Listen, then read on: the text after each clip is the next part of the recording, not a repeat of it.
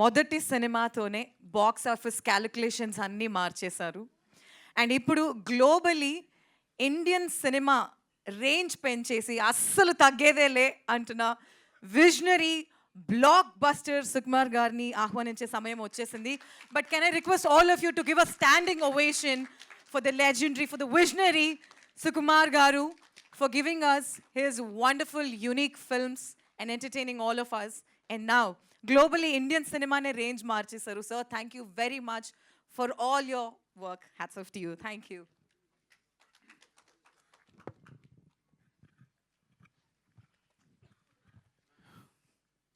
అందరికి నమస్కారం అండి. నేను యాక్చువల్గా మా వాడు మాట్లాడదనుకున్నాను, మాట్లాడేసింది. నేను చెప్పాలనుకుందా చెప్పేసింది. తను సుకృతి సింగింగ్ అంటే చాలా ఇష్టం. ఐ థింక్ తను 9th మంత్లోనే పాట మొదలుపెట్టింది. బట్ యాక్టింగ్ సంబంధించి ఎప్పుడు లేదు. కానీ పద్దక్క సిందక్క వీళ్ళిద్దరి గురించి చెప్పాలి. అసలు మామూలు జర్నీ కదా. అసలు 5,000 రూపీస్తో సినిమా స్టార్ట్ చేసింది, ఈ అమ్మాయి ఏమో సినిమా రాసుకుంది. సో సింధు నాకు మెసేజ్ పెట్టిన తర్వాత సరే అడిగితే తను చేయనంది. సుకృతి అంటే నేను చేయను, సేమ్ తను చెప్పినట్టే. నేనేమన్నానంటే అది చెప్పేసాను నేను వీళ్ళకి, తను చేయదు అంటే. కానీ పొద్దుకే ఉంది, ఒకసారి నేను మాట్లాడుతానంది. మాట్లాడుతానంటే సరే అని తీసుకెళ్ళాను యాక్చువల్గా. సరే అయితే నేను కథ వింటానంది తను. సరే నేను కూర్చున్నాను. నన్ను చూసి గెటౌట్ అంది నన్ను సుకృతి. సో నేను బయటకు వెళ్ళిపోయాను. సో వాళ్ళు మాట్లాడుకున్నారు, కథ ఓకే అయింది. సార్ ఫస్ట్ నుంచి ఏంటంటే తను ఎప్పుడు పర్ఫామ్ చేస్తున్నట్టు ఎప్పుడు సార్ చిన్నపిల్ల ఫేస్ పెడుతుంది, ఇలా అంటుంది, ఇలా కార్టూన్లో గంతులు వేస్తుంటుంది నా ముందేమో గారాలు పోతుంటుంది, ఎప్పుడు ఒకే ఎక్స్ప్రెషన్ పెడుతున్నట్టు డడ్డా అంటుంటుంది అంతే. సో దీనికి ఎక్స్ప్రెషన్స్ వస్తాయి అనుకున్నాను నేను. సో అసలు నమ్మకం లేదు నాకు. సో మా పద్దకి నేను పంపిస్తే చేస్తుందని అడుగుతున్నా, చేస్తుంది అంటున్నారు. ఏమో సుకుమార్ కూతురు కాబట్టి చేస్తుంటున్నారా నాకు అర్థం కావట్లా. పోనీ ఇంటికి వచ్చాక నిక్కీ బాబు ఉన్నాడు, వీళ్ళ కజిన్, ఇద్దరు కలిపి సీన్ డిస్కస్ చేసుకున్నారు. డిస్కస్ వాడేమో చేస్తున్నాడు, పర్ఫామ్ చేస్తున్నాడు. తిని మాత్రం నువ్వు చేయరా అంటే తను చేయట్లా. పడమ్మ నువ్వు సదా ఒక సీన్ చేసి చూపించవచ్చు కదా నాకు అన్నాను. ఎందుకంటే వాళ్ళకి సంబంధం లేదు సినిమా. బికాజ్ నేను ఎప్పుడు షూటింగ్ రానివ్వను. ఎందుకు షూటింగ్ రానివ్వను అంటే షూటింగ్ వస్తే నాకు కాన్సన్ట్రేషన్ అంతా పిల్లల మీదే ఉంటుంది. పిల్లల మీద షూటింగ్ చేసుకోలేను నేను. ఎప్పుడైనా సాంగ్ జరుగుతున్నప్పుడు రమ్మంట. సాంగ్ జరుగుతున్నప్పుడు చూడండి నీకు కొంచెం ఫ్రీగా ఉండి యాక్షన్ గట్టేమో డాన్స్ మాస్టర్ కొరియోగ్రాఫర్ చెప్తూ ఉంటాడు. సో వీళ్ళకి ఏంటంటే మా డాడీ ఏం చేయట్లేదని.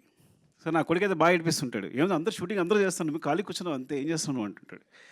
సో సో వీళ్ళ బ్రెయిన్లో సుకృతి కానీ నా కొడుకు కానీ ఇద్దరు బ్రెయిన్లో అంటే నేను డైరెక్టర్ అంటే ఏం చేయడు, సెట్లో కూర్చుంటాడు, అందరూ వర్క్ చేస్తుంటారు. నో మీ తమ్ముడు అనుకుంటాడా లేదా చెప్పు, మీ తమ్ముడు అనుకుంటాడా లేదా అనలేదా? అవునవును, ఓకే సరే కరెక్టే, నిజం తను ఎప్పుడు అనదు. బట్ వాడు ఎప్పుడు నా ఉద్దేశంలో వాడికి నేను ఎప్పుడు ఒక డమ్ ఫెలో నేను. సరే ఓకే సరే చేయదు, సరే నాకు చూపిస్తుంది.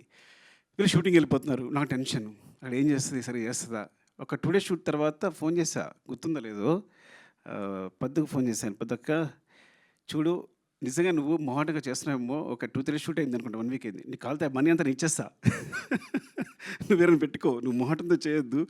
అయ్యో సార్ మీకు తెలియదని. సరే తర్వాత తన క్లిప్ పంపించింది. నేను షాక్ అయిపోయిన. అసలు ఎప్పుడు తన గురించి సినిమా గురించి మాట్లాడలేదు, పర్ఫార్మెన్స్ గురించి మాట్లాడలేదు. నాకు పర్ఫార్మెన్సెస్ అంటే చాలా ఇష్టం. నేను మీ నంబరు కాస్టింగ్ కోసం నా సినిమాలో ఆర్టిస్టుల కోసం 1 year కూడా కేటాయించాను. రంగస్థలం అయితే ఒక 8 months, పుష్ప అయితే ఆల్మోస్ట్ 9 months. మీరు నమ్మరు, నా దగ్గర వచ్చిన ప్రతి ఆర్టిస్టు ఎవరైనా అనుకుంటారు అందరూ వచ్చేది కార్డు ఫోటో ఇచ్చేసి వెళ్ళిపోతున్నామని. మా వాళ్ళు ప్రతి ఒక్కరిని ఇంటర్వ్యూ చేస్తారు, వాళ్ళ చేత పర్ఫామ్ చేస్తారు. నేను అన్ని వీడియోస్ చూస్తాను, నాకు అది ఇష్టం బాగా. ప్రతి ఒక్కరి వీడియోస్ చూస్తాను, నచ్చిన వాళ్ళని సెలెక్ట్ చేసుకుంటాను, మళ్ళీ అందులో 10 మంది పిక్ చేస్తాను, మళ్ళీ వాళ్ళని సెలెక్ట్ చేసుకుంటాను, అంత శ్రద్ధగా చూస్తాను. సో అలాంటిది నేను షాక్ అయిపోయింది తను పర్ఫామ్. మరి పద్దక్క ఏం చెప్పిందో చెవిలో, వాళ్ళిద్దరు ఏం మాట్లాడుకున్నారో ఏం చేస్తారో తెలియదు కానీ సో చాలా చాలా బాగా చేసింది అని చెప్పడానికి కూడా అసలు నాకు అంత సిగ్గులేదు. నా కూతురు గురించి చెప్పడానికి అస్సలు సిగ్గులేదు, బాగా చేసిందని చెప్పడానికి. It's like and Sindhu was like amazing. సీరియస్గా ఒక సినిమా నా దగ్గర అసిస్టెంట్గా చేసింది, కుమార్ 29.5కి అసిస్టెంట్గా చేసింది ప్రతాప్ దగ్గర. అప్పుడు తెలిసింది. సడన్గా వచ్చి సినిమా ప్రొడ్యూస్ చేస్తాను, నువ్వు ప్రొడ్యూస్ ఏంటని. వీళ్ళు పట్టుదల చూడండి. చూసుకుని మొత్తం జర్నీ స్టార్ట్ చేశారు, సినిమా కంప్లీట్ చేశారు. ఇలా జరిగింది. తర్వాత అందరం వచ్చి చేరాం. అండ్ స్పెషల్లీ అంటే సింధు ధైర్యం తెలియదు కానీ పాపం తనకున్నది ఏదో ఏం చేస్తుందో నాకు తెలియదు. మొత్తం ఈ సినిమా కంప్లీట్ చేసింది క్రౌడ్ ఫండింగ్, తన ఫండింగ్ అదంతా నాకు తెలియదు. బట్ ఒక సినిమా చేయడం, ఒక మంచి సినిమా చేయడం కోసం వాళ్ళ పట్టుదల ఇద్దరు కూర్చుని. అండ్ పొద్దక్క గురించి చెప్పాలంటే అసలు స్క్రిప్ట్ ఎంత బాగా రాసుకుందంటే చెప్తున్నప్పుడు, ఎంత హుక్ అయిపోయానంటే చెప్తున్నప్పుడు ఎంత బాగా రాసుకుంది. సరే బాగా రాసుకుంది, బాగా తీస్తలేదా? ఆ ముందు రోజు ఫోన్ చేస్తుంది, నేను తీస్తానా సార్ అని. నువ్వు బాగా తీస్తా ఏం పర్లేదు. ఎందుకంటే ఎప్పుడో నేను ఆర్య అప్పుడు కథ చెప్పడానికి వెళ్ళినప్పుడు చిరంజీవి గారి కథ చెప్పడానికి వెళ్తే చిరంజీవి గారు కథ ఉన్నారు. కథ విని అరవింద్ గారు ఫోన్ చేశారు చిరంజీవి గారికి. అంటే కాదు అబ్బాయికి ఎక్స్పీరియన్స్ ఏం లేదు, ఎక్కడ అసినట్టుగా చేయలేదు, చేయగలడని అడిగారు అరవింద్ గారు. అక్కడి నుంచి నా ఫోన్ వినిపిస్తుంది. చిరంజీవి గారు ఎక్కడి నుంచి చెప్పారు, అబ్బాయి కథ చెప్పే విధానం చూస్తే కనుక కెమెరా పాత తీసిన సినిమా హిట్టే, వదిలేసే అన్నారు. అంటే కథ ఒకళ్ళు చాలా బాగా చెప్తారంటే బాగా తీయగలరని బాగా నమ్మకం ఉంది నాకు. సో నువ్వు బాగా తీయగలవు, కథ చాలా బాగా చెప్తున్నావు అని చెప్పాను.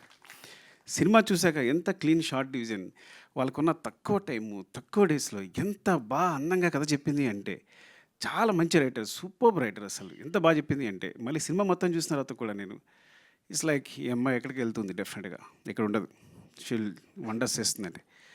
అలాగే నిజంగా బెలారస్ కదా, Belarus festival this great achievement. అంటే టోటల్ ఫిల్మ్ ఆఫ్ ది ఒక బెస్ట్ ఫిల్మ్ రావడం, జ్యూరీ తరఫు నుంచి కూడా బెస్ట్ ఫిల్మ్ రావడం అనేది. అండ్ పొద్దక్క థ్యాంక్స్ ఫర్ దిస్, బికాస్ సుకృతిని క్యాష్ చేసినందుకు చాలా చాలా రుణపడి ఉంటాను. తను ఒక మంచి మెమరీగా మిగిలిపోతుంది సినిమా అనేది. సింధు పద్దు మీ ఇద్దరికి థ్యాంక్స్ చెప్పాలి.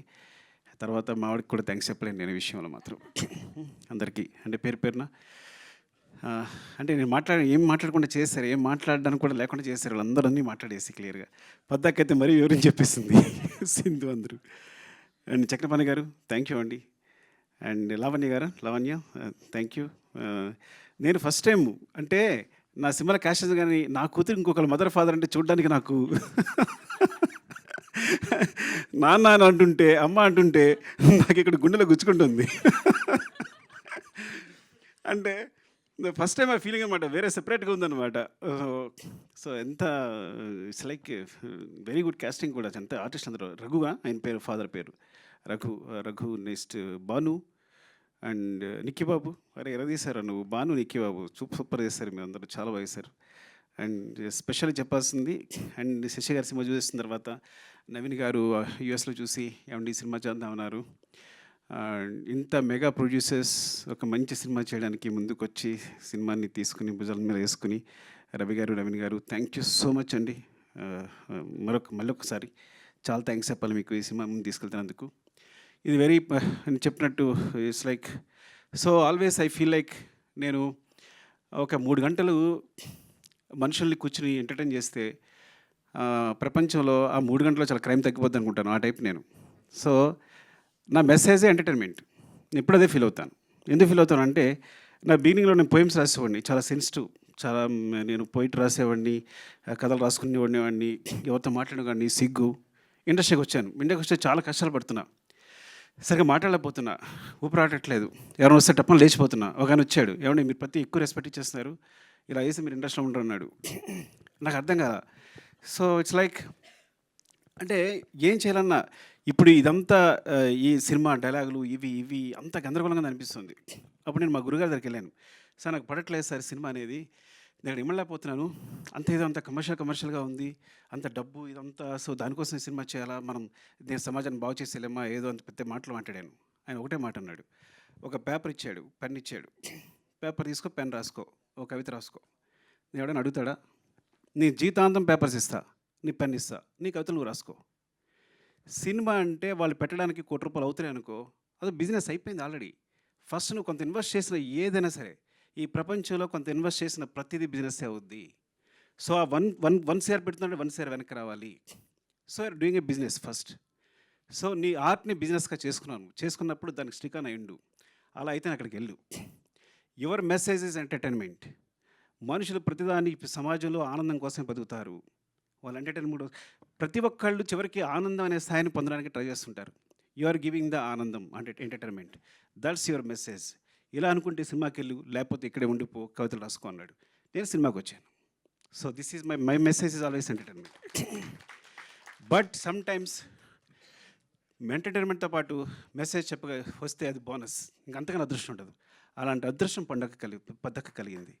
I'm so jealous of you, really I'm so jealous of you. I see you like this here. ఎప్పుడు గాంధీతాత చెట్టు సినిమా చూసిన తర్వాత ఇప్పుడు చెప్తున్నాను, ఇప్పుడు చెప్పలేదు చిన్నదాను అని. నేను అక్కడ చూశాను, నేను సినిమా చూసినప్పుడు. Really awesome really. And thank you so much. నిజంగా ఇదొక మంచి సినిమా. దీని 100 కోట్లు ఇవ్వండి. 100 కోట్లు మైత్రి మూవీస్ మేకర్స్ సమాధానం ఇచ్చేస్తారు తిరిగి. వాళ్ళ తరఫున నేను మాట్లాడుతున్నాను తిరిగి. సో థ్యాంక్ యూ అండి. Love you so much. ఎవరైనా మర్చిపోతే ఏమనుకోవద్దు. అండ్ మ్యూజిక్ సారీ, ఏంటంటే నేచర్ని మనం చూసినప్పుడు ఒక విండ్ ఫీల్ అవుతాం వెనకాల. So wind is like, so నేచర్ని విండ్తో ఫీల్ అయినట్టు ఈ గాంధీ చెట్టుని తన మ్యూజిక్తో ఫీల్ అయ్యాను నేను. Because when I see the trailer, అది అంత సాఫ్ట్గా, it's like so underlined. And అసలు మ్యూజిక్ వినిపించలేదు నాకు, నేను ఫీల్ అయ్యాను నీ మ్యూజిక్ని. So that's great achievement. And editor Hari and ఇంకా మిగతా టెక్నీషియన్స్ పేరు నాకు సరిగ్గా తెలియకపోవచ్చు, ఏమనుకోవద్దు. And thanks to everyone and media అందరికీ కూడా థ్యాంక్స్ చెప్తున్నాను. బికాజ్ ఇలాంటి సినిమాని సపోర్ట్ చేయండి. సపోర్ట్ చేస్తే it's like it's will be very good for the director and the producer. We're the part of the production, but mainly Sindhu this is for not even for Sukriti. ఈ సినిమా ఎందుకు థియేటర్లో బాగా ఆడాలి అంటే పద్దక్క కోసం, సింధక్క కోసం చేసాం. లవ్ యూ అండి, love you all. Thank you.